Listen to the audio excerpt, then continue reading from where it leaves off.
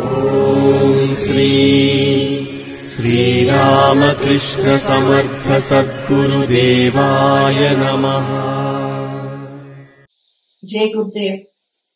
Mount చంబల దేవ పరివారందరికీ గురు పౌర్ణమి శుభాకాంక్షలు. అఖండ గురుసత్తా సంపూర్ణ అనుగ్రహ ఆశీస్సులు మీ అందరికీ ఉండుగాక. శ్రీ శ్రీరామకృష్ణ సమర్థ సద్గురుదేవుల సంపూర్ణ దివ్య అనుగ్రహ ఆశీస్సులు ఎల్లప్పుడూ మీ అందరికీ ఉండుగాక. గురు పౌర్ణిమ రోజు శిష్యులమైన మనందరం కూడా ఒకే ధ్యానంలో ఉండాలి. గురువు యొక్క జ్ఞానామృతంని పొందుతూ గురువుతో భాగస్వామ్యం మనం పొందాలి అనే యొక్క ధ్యానంలో ఉండాలి. ఆ ప్రార్థనలోనే ఉండాలి.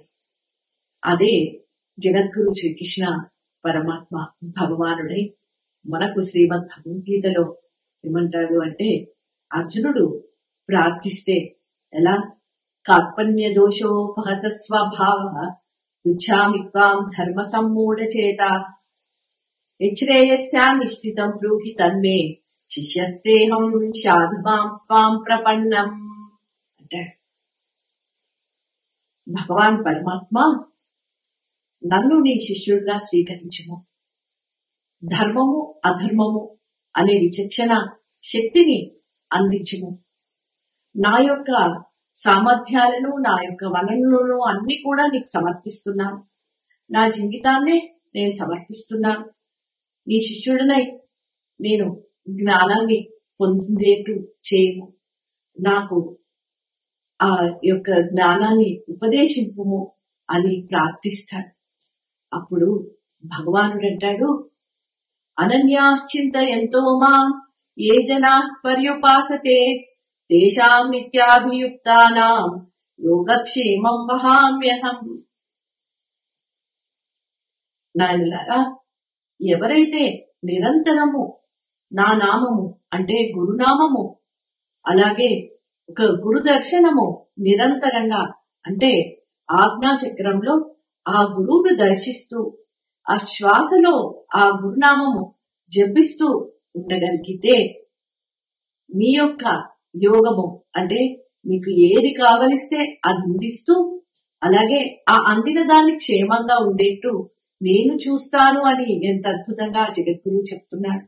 అంటే నిరంతరంగా ఆ గురునామాన్ని ఆజ్ఞాచక్రంలో గురువును దర్శించుకుంటూ ఉండగలిగితే మనకు కావలసినదంతా ఆయన్నే ఇస్తూ మనల్ని చక్కగా ఆ ఇచ్చిన దాన్ని కూడా కాపాడతాడు పోకుండా.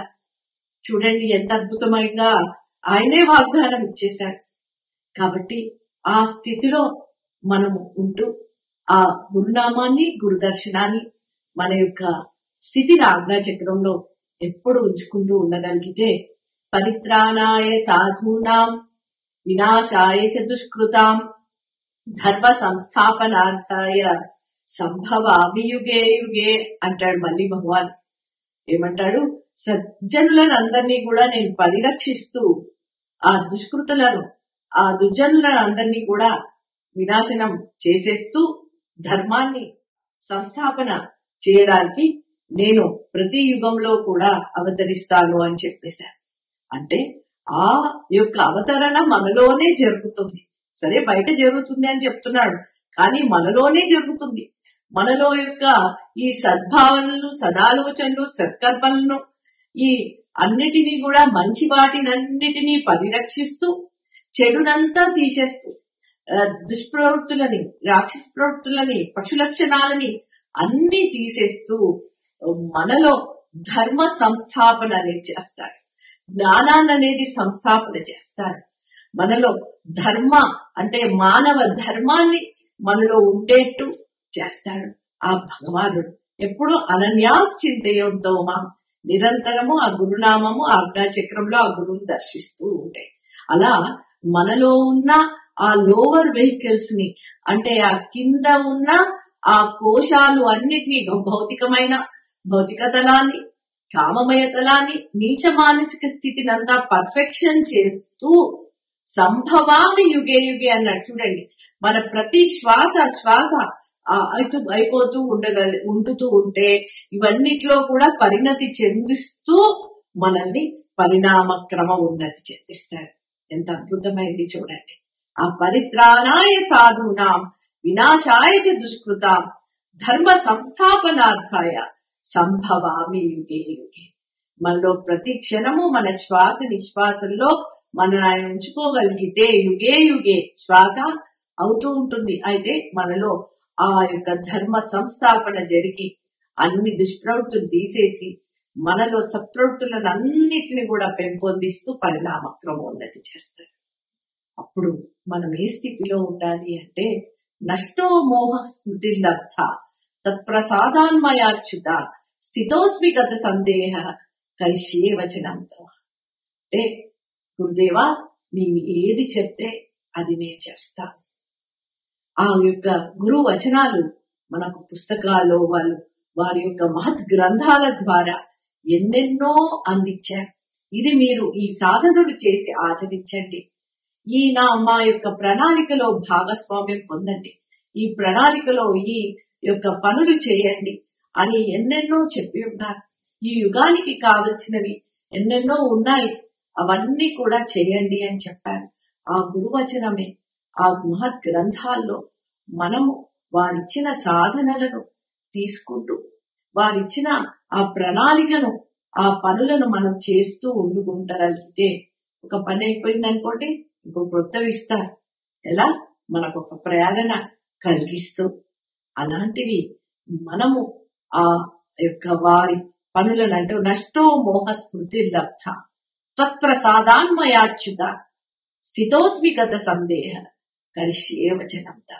అంటే మనలో భౌతిక తలంలో ఉన్న మాయ, కామదేవ తలంలో ఉన్న మోహం, అలాగే మనోమయ తలంలో ఉన్న భ్రాంతి అంతా కూడా మనం విడనాడి ఎలాంటి స్థితిలో ఉండాలి అంటే కరిష్యే వచనం తవ, నువ్వు ఏది చెప్తే అది చేస్తాను గురుదేవా అనే స్థితిలో మనముంటూ మనం గురువు చెప్పింది మనలో వస్తున్న ప్రేరణ ఆ గ్రంథాల్లో ఉన్నది చేసుకుంటూ పోతూ ఉంటే గురుదేవులు ఏమంటారు?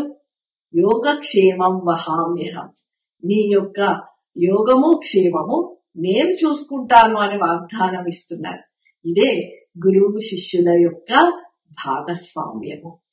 ఇలాంటి గురువుతో భాగస్వామ్యం మనం పొందాలని ఈ గురు పౌర్ణమి రోజున మనం ప్రార్థిస్తూ ఉండగలిగితే ఎత్ర యోగేశ్వర కృష్ణో ఎత్ర పార్థో ధనుర్ధర తత్ర శ్రీ విజయోభూతి ధ్రువానీతర్మతిర్మమ.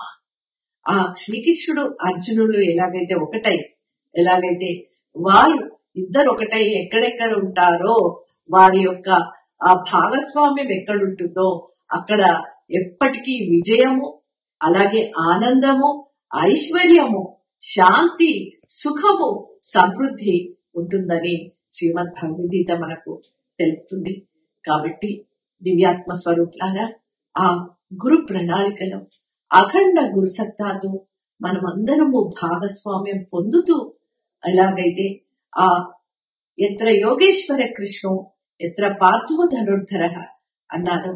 అంటే ఆ జగద్గురువుతో ఆ జగద్గురువు ఉన్న ఆ ప్రతి గురువు చేతనత్వంతో మన యొక్క శరీరమే ధనస్సు అయి వారికి సమర్పించుకుంటే ఆ మన ధన అలాగే అంశదానము, సమయదానము, ప్రతిభాదానం ద్వారా వారికి మనము సర్వ సమర్పణ చేసుకుంటే ఎల్లప్పుడూ మనకు ఆనందము, విజయము, శాంతి, సుఖము, సమృద్ధి కలుగుతూ మనము మన యొక్క చేతనత్వ స్థాయిలను ఆ పరిపూర్ణ మానవత్వము ఆ మానవత్వం నుంచి దైవ మానవ స్థితికి మనము ఎదగగలం. ఈ గురు పౌర్ణిమ రోజున గురువే సత్యం, గురువే సర్వం, గురువే నిత్యం అని మనము ఈ యొక్క స్థితిలో ఉండగలిగితే, అంటే గురువే సత్యం, సచ్చిదానంద స్థితిలో ఉన్న ఆ గురువు మనలో నుండి పలుకుతాడు. ఆ యొక్క పిలుపును మనము విద్దాం. ఆ యొక్క ఆ గురు వచనాన్ని మనము విందాం. ఆ గురు యొక్క బ్రహ్మ విష్ణు మహేశ్వర శక్తిని మనము దర్శిస్తాము. ధారణ చేసుకుందాం.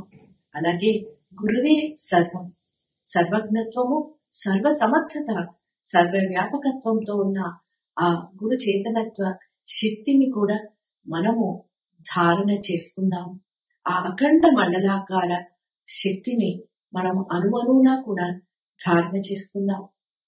గురువే నిత్యం కాబట్టి నిరంతరంగా ఆ నిత్య శక్తిని, గురు నామాన్ని, గురు యొక్క రూపాన్ని మనము దర్శించుకుంటూ ఆ గురు వచనామృతాన్ని ఎల్లప్పుడూ కూడా వింటూ అవగాహన చేసుకుంటూ ఆచరణలో పెడుతూ మనము దేవమానవ స్థితి పొందుదాం.